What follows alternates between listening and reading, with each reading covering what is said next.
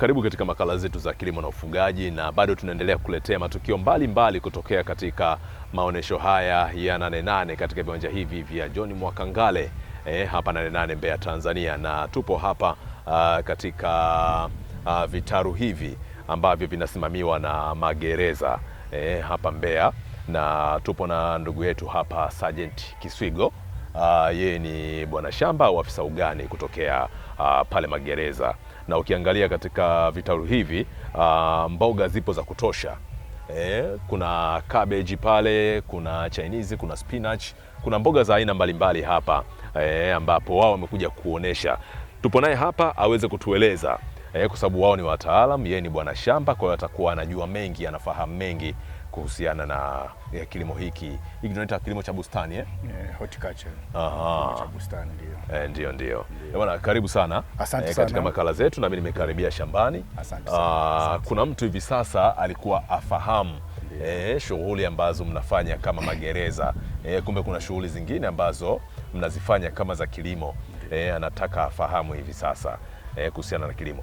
Hapa tumehusika na vilimo gani ambavyo tumelima hapa au tumekuja kuonesha katika Nane Nane mwaka huu? Asante sana. Kwa majina naitwa Sergeant Kiswigo, ni afisa kilimo jeshi la magereza. Niko hapa Nane Nane nyanda za juu kusini, kwa najihusisha na bustani ya mboga ambayo tunaita horticulture. Tunajihusisha na ulimaji wa mboga mbalimbali kama mnavyoona hapa, mwandishi wa habari. Tuna aina mbalimbali za mboga hapa. Hii lengo ni kumfundisha mkulima. Tunamfundisha kwa upande wetu wa jeshi magereza, tunamfundisha mfungwa aweze akijifunza awapo gerezani, anajifunza kulima aina mbalimbali za mboga, ili anapotoka anapomaliza kifungo chake anaweza akaenda akajitegemea, akaacha ule uhalifu, akaanza kulima mboga hizi hapa, ambapo mboga kwa kilimo cha mboga au horticulture kinalipa sana na kina soko sana, ambacho mtu kinatoa ajira, mtu anajiajiri mwenyewe. Kwa hapa sisi tupo kwa ajili ya kufundisha wakulima, lakini pia lengo ambalo ni hapa tunafundisha wafungwa kwa jinsi ya kulima kilimo cha kitaalamu, alime kitaalamu, apate faida kubwa. Aha. Ndio. Kwa maana hapa tunafundisha kwa vitendo sasa. Kwa vitendo. Hapo tunafundisha kwa vitendo. Aha. Ndio. Na hapa hizi ni nini hizi kwa mtu ambaye hazifahamu? Kwa mtu ambaye hazifahamu, hii inaitwa spinach au Swiss chard. Ni mboga ambayo ina virutubisho vyote ambavyo ukiangalia hii spinach wengi wanasema hawaipendi, lakini ndio mfalme wa mboga zote hii spinach. Hii spinach bwana imebeba cabbage, iko ndani ya spinach. Imebeba hiyo Chinese, salad, zile zote ziko hii na virutubisho sana. Ndio maana ukiona huu kijani huu, na maana hizi ni zile nutrients au virutubisho, ina virutubisho vya kutosha. Ndio. Kwa hiyo hapa tumelima mazao gani na gani hasa kwa kuyaorodhesha haraka? Hapa tunaweza tukatembea tu. Tunaweza kutembea hapa. Tuanzie huku. Kianza kwanza na hapa mwanzo, kwa sababu sisi tunaenda kwa roho hivi mbali. Hii hapa inaitwa sukuma wiki, koradi. Sukuma wiki ndio hii. Hii hapa inaitwa koradi. Hii hapa inaitwa broccoli. Broccoli hailiwi majani. Inaliwa nini? Tunda lake kama unavyoliona hili hapa. Katikati. Inatoa tunda hapa katikati. Majani yanaliwa, lakini kwa sababu target yetu kubwa ni hili tunda. Kwa hii tunakula hii broccoli inaliwa tunda. Na ina virutubisho vingi sana kiafya. Ndio. Inayofuata hapa inaitwa cauliflower. Cauliflower inatoa tunda, nayo tunda inakuwa jeupe hapa katikati. Utofauti wa broccoli na cauliflower ni maana broccoli inatoa tunda la kijani, cauliflower inatoa jeupe. Ndio. Ni sawa. Sio? Lakini inafanana majani. Inafanana majani kama unavyoona, majani yanafanana. Na matunda yule ukubwa wake, saizi yake vinafanana. Hii spinach tumeshazungumza. Hii hapa ni spinach. Lakini pia ndugu mtangazaji, sisi tunamfundisha mkulima faida ya kulima kisasa, lakini hii mboga ina kazi gani mwilini? Ndipo tunamfundisha nani huyo mlaji na mkulima kwamba hii ina kazi gani na ina kazi gani. Kwa mfano spinach ni mboga ambayo ina virutubisho vingi sana. Ukiangalia hapa ina vitamini K, ina vitamini A, ina vitamini C. Lakini pia huimarisha afya na kinga ya mwili. Hii spinach husaidia kuimarisha afya ya macho, inatibu na kuzuia kansa. Hii spinach huponya na kuimarisha misuli, husaidia mzunguko wa damu kwenda vizuri, hupunguza uzito, vitambi pamoja na mafuta mwilini. Inasaidia kuimarisha chembe hai ya nyekundu. Hii ndio faida ya spinach. Wengi ambao wajui na wanaona kama ni mboga ambayo ya kawaida tu, lakini na virutubisho vingi sana na ina kazi kubwa sana mwilini. Ndio. Na hapa hii ni Chinese. Ndio. Tuna aina nyingi ya Chinese. Hii ni Chinese inaitwa hybrid. Ina maana ni chotara iliyoboreshwa. Ni hybrid. Hii unaweza kuchuma zaidi ya miezi 3 mpaka 4. Hii unaendelea kuila, lakini wakati zile za kawaida unachuma tu mchumo mmoja miwili, mwezi mmoja tayari umemaliza. Lakini hii hapa miezi 4 mpaka 5 unaichuma tu.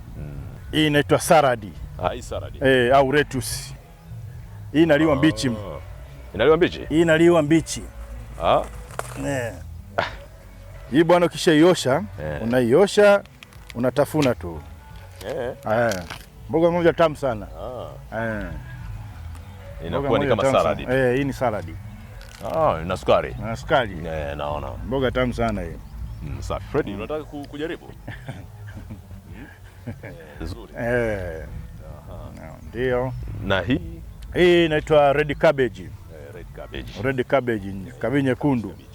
Ina virutubisho vingi sana mwilini, inaongeza damu, inapunguza mafuta mwilini. Hapa. Inaongeza damu kwa wingi sana mwilini. Na ina vitamini A na vitamini B. Hapa tupo na mboga yetu tuliyoizoea. Hapa tuna mboga yetu tunaizoea, lakini wengi wanaizoea kama ni kabeji. Makabeji, masukuma wiki, yapo tu, lakini kimwili ina kazi kubwa sana mwilini. Sana kwa mtumiaji. Faida zake hizi hapa. Hii Chinese ambao watu wengi wanaiona ni ya kawaida, lakini kiafya, kwanza inaondoa sumu na kusafisha damu mwilini. Lakini pia inazuia saratani ya matiti kwa wanawake. Inazuia saratani ya korodani kwa wanaume. Huzuia saratani ya utumbo mpana pamoja na mapafu. Inachochea afya nzuri ya ngozi, inakinga mionzi ya jua. Lakini pia inasaidia kuondoa mikunyanzi mwilini. Hii Chinese. Sisi wenye mikunyanzi ya sura. Inasaidia na kutibu vidonda vya tumbo. Pia inasaidia kuondoa mistuko na kutibu magonjwa ya moyo. Ina vitamini A ambayo huimarisha ngozi na uwezo wa kuona. Hii wengi wasema masukuma wiki haya, makabeji yana faida, lakini yana faida sana kiafya. Yana faida kubwa sana kiafya. Kwa umesema vile navyo ni vitunguu. Hapa tuna aina mbalimbali ya vitunguu.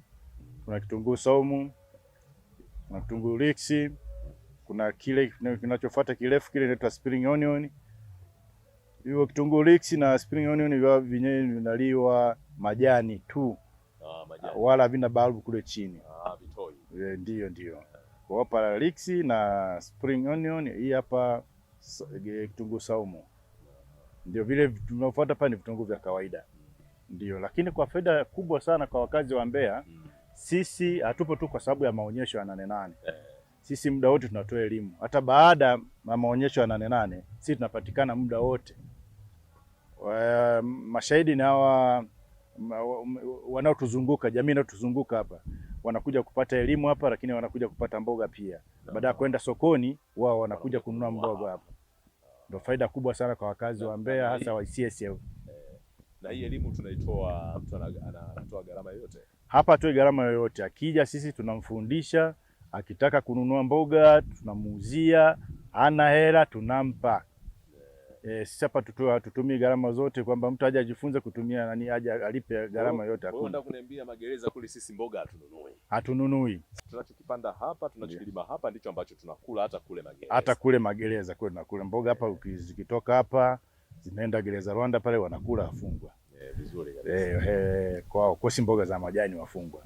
Kwa utaratibu, yule mtu ambaye hivi sasa anataka kuanzisha kilimo cha bustani kama hivi, kilimo cha mboga mboga, ni taratibu zipi hasa za kufuata?